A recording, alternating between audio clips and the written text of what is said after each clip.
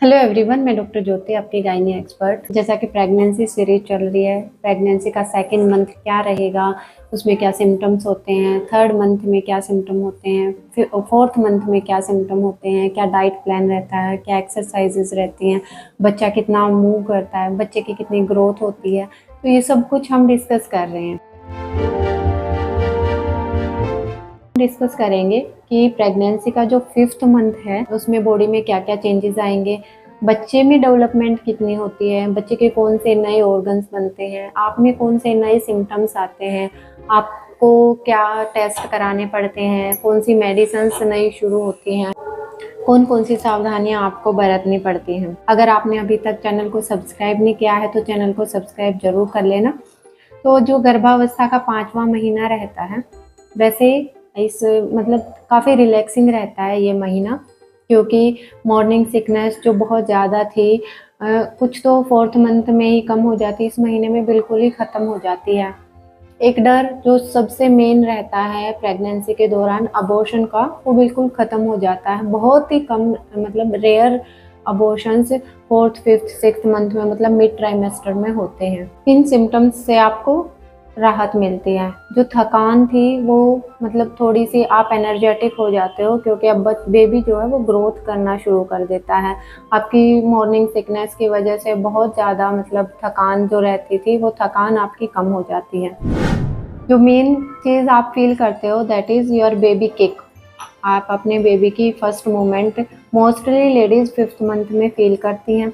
आपका टमी बढ़ना शुरू हो जाता है, आपको भूख ज़्यादा लगती है क्योंकि बेबी ग्रो करना शुरू कर रहा है। फोर्थ मंथ में कुछ ग्रो करता है, कुछ फिफ्थ मंथ में एक्चुअल ग्रोथ अब शुरू हो गई है बच्चे की, तो आपको भूख बहुत लगती है। साथ में क्योंकि बेबी बढ़ रहा है, यूट्रस में खिंचाव बन रहा है, उस वजह से आपको बैक पेन काफ़ी रहता है और साथ साथ में आपको लेग क्रैम्प्स भी आते हैं।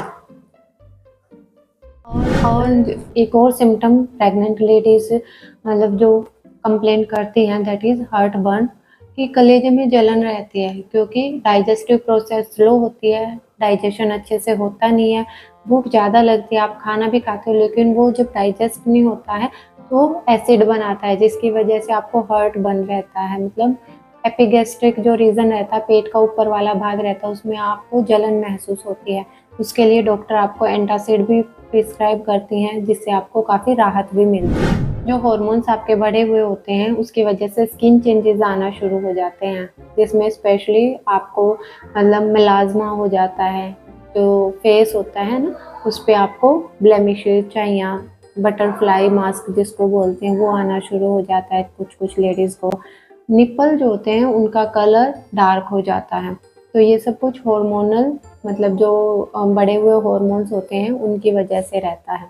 और इन्हीं हार्मोन की वजह से जो हेयर्स होते हैं ना वो आपके थिक हो जाते हैं, बाल झड़ना बहुत कम हो जाते हैं। एस्ट्रोजन जो है वो हाई रहता है, प्रोजेस्टेरोन हाई रहता है, जो फीमेल हार्मोन्स होते हैं वो पीक पर होते हैं। तो इस वजह से जो हेयर्स का टेक्सचर होता है वो मतलब बाल झड़ना भी बंद हो जाते हैं, हेयर थिक भी हो जाते हैं, कुछ एक्स्ट्रा हेयर ग्रोथ भी इसी वजह से आना शुरू हो जाती है, जैसे कि पेट पे जो लीनिया निगरा बननी शुरू हो जाती है, वो सब हॉर्मोन्स की वजह से रहता है। कॉन्स्टिपेटेड बाउल रहेगा क्योंकि डाइजेशन प्रोसेस ऑब्वियसली स्लो है, तो कॉन्स्टिपेशन आपको रहेगी अभी भी। तो उसके लिए आप कुछ भी, आपकी अगर बहुत ज़्यादा कॉन्स्टिपेशन है तो आपकी डॉक्टर आपको कुछ भी प्रिस्क्राइब कर देती है, या फिर आप सिंपल त्रिफला भी ले सकते हो। प्रेगनेंसी में सेफ रहता है, रात को गुनगुने पानी के साथ आप त्रिफला का सेवन कीजिए, तो उससे आपको कॉन्स्टिपेशन में काफ़ी राहत मिलती है। ये हो गया आपकी बॉडी चेंजेस के बाद कि आपकी बॉडी में क्या क्या चेंजेस आते हैं, आपको क्या क्या टेस्ट कराने होंगे इस ट्राइमेस्टर में, क्योंकि ये 17 to 20 का रहता है। 17, 18, 19 और 20 4 वीक्स रहते हैं इसमें फिफ्थ मंथ में। इसलिए फिफ्थ मंथ में डॉक्टर आपको मतलब लेवल 2 स्कैन या फिर अनोमली स्कैन भी बोलते हैं इसको, क्योंकि इसमें बच्चा पूरा बन चुका होता है, तो इसलिए आपका एक लेवल 2 स्कैन होता है जिसमें बच्चे के पूरे ऑर्गन्स का पता चलता है। किडनी बन गई है, हार्ट बन गया है, बच्चे की जो फीमर लेंथ है, मतलब सब कुछ बच्चे का, इसमें सारे ऑर्गन्स का अच्छे से क्लोजली मॉनिटर किया जाता है।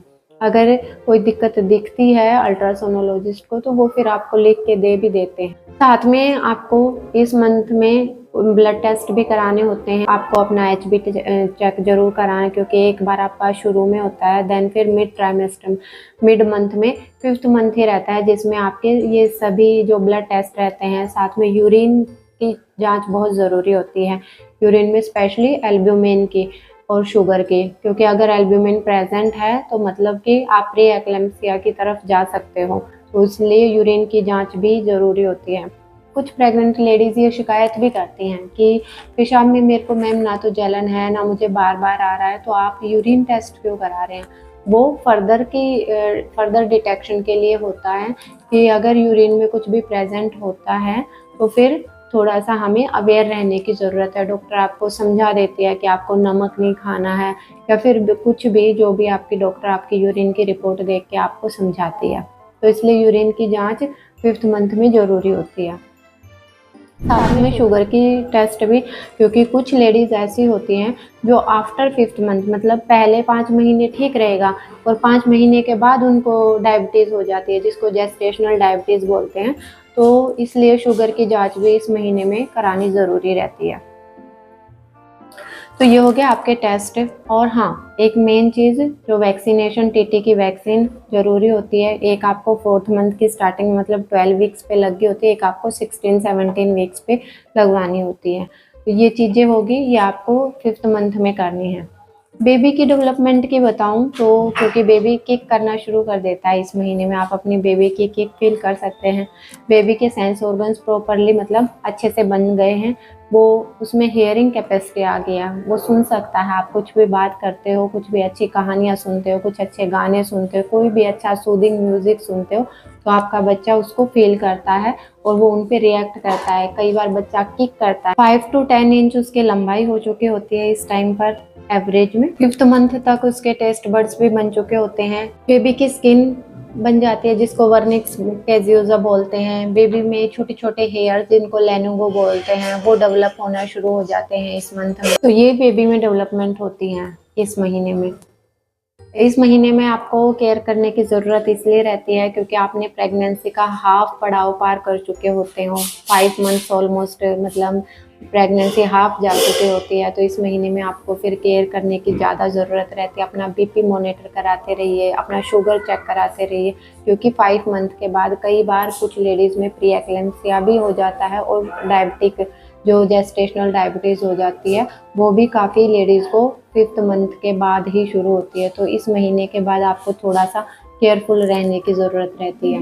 एक्सरसाइजेस वही करने होते हैं, जैसे कि डेली वॉक करनी है, बटरफ्लाई आसन करना है, मेडिटेशन करना है, अनुलोम विलोम करना है। ये सब आपको काम रखते हैं, हार्मोन्स को बैलेंस रखते हैं, बेबी ग्रोथ में हेल्पफुल होते हैं और बेबी की आपके साथ साथ बेबी के डेवलपमेंट में भी हेल्प करते हैं। तो ये योगा आपको डेली करने होते हैं। डेली हाफ एन आवर आपको अपने शरीर के लिए ज़रूर निकालना होता है। डाइट की बात करूं तो एक स्पेशल चीज़ जो इस मंथ में होती है कि आयुर्वेद के अकॉर्डिंग 5वें महीने में बच्चे का मन बनता है। पंचमें मन बोला भी गया है। उसके लिए आपको स्पेशल ये करना है कि आपको अपना मन जो है वो नहीं मारना, मतलब जो मन में आया आपको वो ज़रूर करना है। जैसे कुछ खाने का मन किया तो आपको ज़रूर खाना है वो। आपको कुछ अच्छा पढ़ने का मन किया, कुछ अच्छा सुनने का, कुछ अच्छा देखने का, मतलब जो भी अच्छा आप करोगे सेम आपके बच्चे का मन वैसा ही बनता है। तो आपकी भी रिस्पॉन्सिबिलिटी ये रहती है कि आप सब कुछ अच्छा खाओ, अच्छा देखो और अच्छा सुनो। उससे बच्चे का मन जो है उसी के अकॉर्डिंग, अगर आप सात्विक रहते हो तो आपके बच्चे का जो मन है वो भी सात्विक रहता है। ठीक है। इम्पोर्टेंट चीज़ आपको इस महीने में अपने लिए रखनी है। कुछ एक्स्ट्रा केयर जो आपको ध्यान में रखनी है कि अगर बेबी किक ना करे, आपका 5 महीने कंप्लीट हो गए हैं, तो आपको अपने गायनेकोलॉजिस्ट को ज़रूर दिखाना है। अगर आपको कुछ स्पॉट वगैरह दिखे, क्योंकि इस महीने में कई बार क्या होता है कुछ में कि जो प्लेसेंटा रहती है वो नीचे की तरफ आ जाती है, लो लाइंग प्लेसेंटा करके आ जाता है। तो वो आपको ज़रूर ध्यान रखना है, क्योंकि अगर वो रहता है तो फिर आपको कोई भी झटका लगा, कई बार इंटरकोर्स करने से भी आपको ब्लीडिंग हो जाती है। तो इस चीज़ का आपको स्पेशल ध्यान रखना है इस महीने में। 5th मंथ में क्योंकि बेबी की ग्रोथ होना शुरू हो गई है, तो कई बार यूरिन में इन्फेक्शन भी काफ़ी कॉमन देखने को मिलता है, क्योंकि जो दोनों किडनीज होती हैं उन पर प्रेशर पड़ना शुरू हो जाता है। अगर उस टाइम पर पानी कम पीते हैं तो यूटीआई काफ़ी कॉमनली देखने को मिलता है।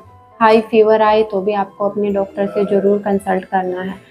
अदरवाइज़ इस महीने को हनीमून पीरियड भी बोलते हैं, जो मिड ट्राइमेस्टर रहता है, कि मतलब अगर आप कहीं थोड़ी बहुत दूर घूमने जाना चाहते हो तो आप घूम कर आ सकते हो। अगर इस महीने की डाइट प्लान की बताऊं तो इसमें आपको एक्स्ट्रा प्रोटीन लेना बहुत ज़रूरी है, क्योंकि बच्चे की ग्रोथ हो रही है तो उसके लिए आपको प्रोटीन बहुत ज़रूरी है। कैल्शियम, आयरन, क्योंकि बच्चे की बोन्स की डेवलपमेंट हो रही है तो आपको कैल्शियम भी लेना है। तो इन बातों का स्पेशली ध्यान रखना है। आपका अगर कोई प्रेगनेंसी से रिलेटेड सवाल है तो आप कमेंट बॉक्स में बता सकते हैं।